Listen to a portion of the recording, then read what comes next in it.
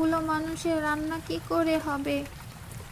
এদিকে ডাইনিটা রান্নাঘরে এসে রান্নার জন্য সব ধরনের ব্যবস্থা করে নিল, কিন্তু আগুন ধরাতে গিয়ে দেখলো খড়িই নেই। আরে, আমি এত চিন্তা করছি কেন?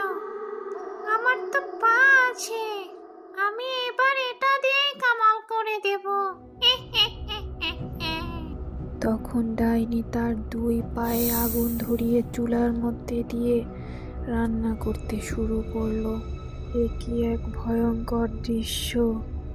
এদিকে রুনা দেবী তার ছেলের বউকে বলতে আসতেছিল যে সব খড়ি ভিজে গেছে, এখন রান্না হবে কি করে। দেশে দেখে এ কি কাণ্ড! তার ছেলের বউ দুই পা চুলার মধ্যে দিয়ে রান্না করছে। এ তো তার ছেলের বউ না, এই তো একটা ডাইনি। যে না সে রাতুলকে বলতে যাবে, অমনি রাতুল